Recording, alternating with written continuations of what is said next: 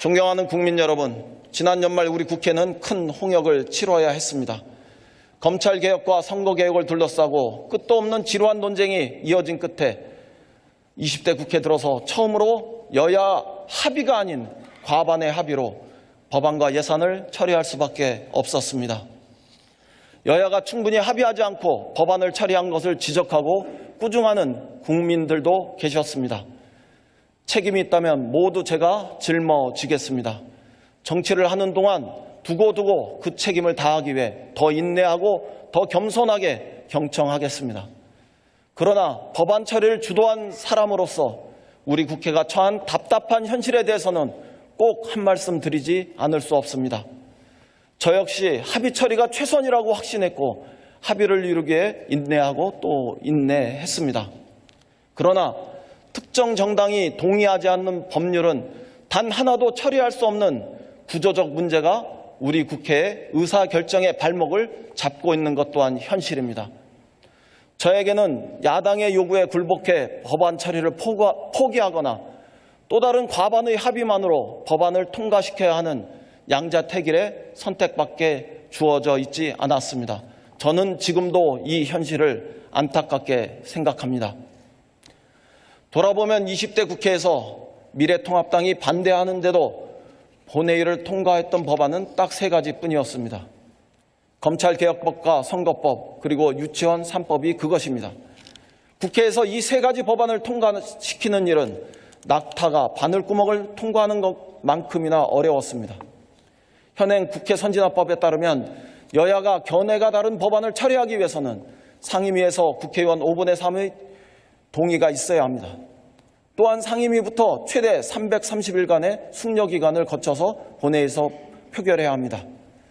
최종적으로 본회의에서 표결을 처리해야 하는데 지난번처럼 만약에 미래통합당이 일정의 진행을 거부한다면 다수결 처리를 하거나 법안 처리를 하염없이 미룰 수밖에 없습니다. 이 과정에서 엄청난 갈등과 사회적 혼란마저 감수해야 합니다. 이제는 국회법 개정에 우리 모두가 다시 나설 수 있어야 한다고 생각합니다. 20대 국회 안에서 국회법 개정을 비롯해 공정과 결정의 룰을 새로 만들고 21대 국회에게 넘겨줄 수 있기를 저는 희망합니다.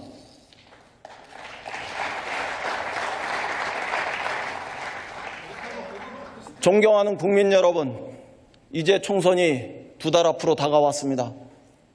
그러나 저는 참담한 심정으로 작금의 정치 현실을 바라보고 있습니다. 과거 자유한국당이 급조한 미래한국당은 독자적인 당원도 독립적인 정당과 정책도 자립적인 사무실도 없습니다. 말 그대로 종이정당이고 창고정당이며 위장정당이고 그래서 한마디로 가짜정당이라고 저는 규정합니다.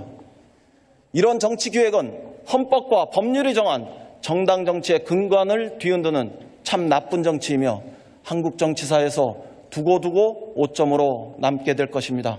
그리고 세계 시민들은 우리를 조롱할 것입니다.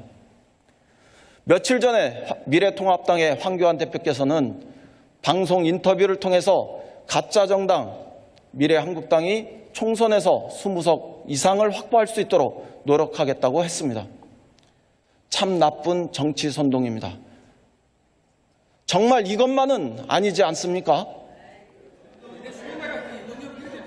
그러나 불행히도 이 말은 빈말이 아닙니다. 꼼수로 민심을 전복해서라도 무조건 국회 제1당이 되고자 한다면 그런 미래통합당은 민주주의도 정당 정치도 국민의 눈초리도 체면도 염치도 모두 다 버렸다고 저는 생각합니다. 우리 민주당은 민심을 있는 그대로 국회 의석에 반영해야 한다는 민주주의 대의에 따라서 15석에 이르는 비례대표 의석을 포기했습니다. 연동형 비례대표제를 통해 양당 중심의 대결 정치를 넘어서 협치와 합의제 민주주의로 나아가려는 충정이었습니다. 그러나 미래통합당의 가짜 정당 창당이 움직일 수 없는 현실이 되면서 악화가 양화를 구축하듯 민주주의를 위한 민주당의 희생과 결단은 왜곡될 위기에 처했습니다.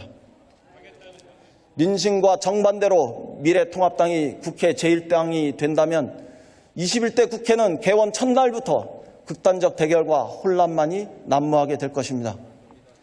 작년 12월 16일을 기억합니다.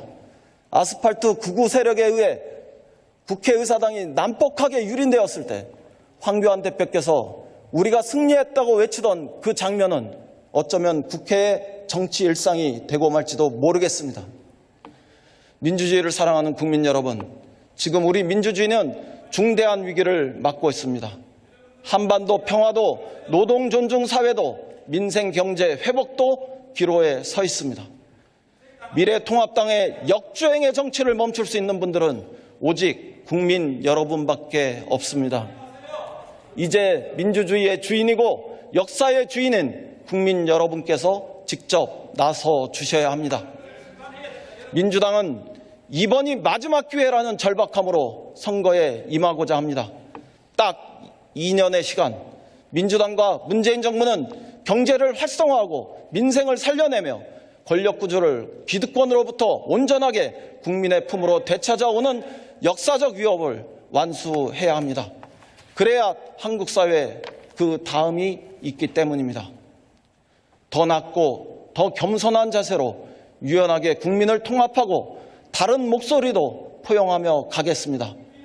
민주당에게 마지막으로 국민의 이름으로 개혁을 완수할 수 있는 기회를 주실 것을 간곡하게 호소드립니다. 김대중 정부를 시작으로 노무현 정부, 문재인 정부에 이르기까지 민주당은 일관되게 서민과 중산층을 대변하고 사회의 기득권과 부조리를 없애는 것을 최우선의 과제로 삼아왔습니다. 앞으로도 이익에 눈이 멀어 가치를 배반하거나 국민에게 등 돌리는 일을 절대로 하지 않겠습니다. 그동안 만족스럽지 않으셨겠지만 우리의 가치를 지키면서도 우리 민주당은 국민의 요구에 맞게 변해왔다고 생각합니다. 더욱더 확실하게 변해가겠습니다. 지금 주시는 국민 여러분의 따가운 질책을 교훈 삼아 국민의 눈높이에서 공감하고 삶의 변화가 느껴지는 정치를 만들어 가도록 하겠습니다. 국민 여러분께서 우리 정치의 백신이 되어 미래통합당의 정치 파괴를 막아주십시오.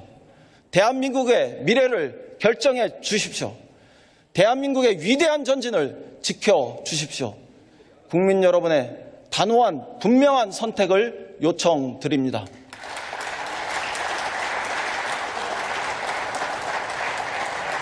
끝으로 한 말씀 더 올리겠습니다. 한반도 평화가 기로에 섰습니다. 북미 대화가 교착되었고 남과 북의 협력은 제자리 걸음을 반복하기 때문입니다. 새로운 접근과 상상력으로 지금 다시 출발해야 합니다. 남과 북의 새로운 협력과 모색이 꼭 절실하게 필요합니다. 정부부터 담대하게 실천할 수 있기를 바랍니다. 금강산과 개성의 문을 열고 철도와 도로를 연결하는 한편 남북 간의 인도적 교류와 민간 교류를 활성화할 수 있어야 합니다. 당장 코로나 사태에 대한 남북의 공동 협력부터 시작해 주십시오. 북한 당국에도 요청합니다. 북한 당국에도 요구합니다. 시간이 그리 많지 않습니다. 더 늦기 전에 한반도 평화를 위한 대화 협력의 장으로 나오시기 바랍니다. 지금은 우리 민족사에서 매우 중요한 순간입니다. 지금 이 시간을 속절없이 흘려보내면 우리 민족은 두고두고 가슴을 칠 후의 시간을 맞이할 수도 있습니다. 지금은 누가 뭐라 해도 과감한 결단과 전환의 시간이어야 합니다. 국민 여러분께도 호소합니다. 다가오는 총선에서 다시 한번 평화에 투표해 주십시오. 민주당의 총선 승리보다 더 강력한 평화의 메시지는 없습니다. 문재인 정부가 한반도 평화의 길로 다시 힘차게 전진할 수 있도록 투표로 결단해 주십시오. 다시 국민의 시간은 시작되었습니다. 긴 시간 경청해 주신 국민 여러분, 선후배 동료 여러분, 감사합니다.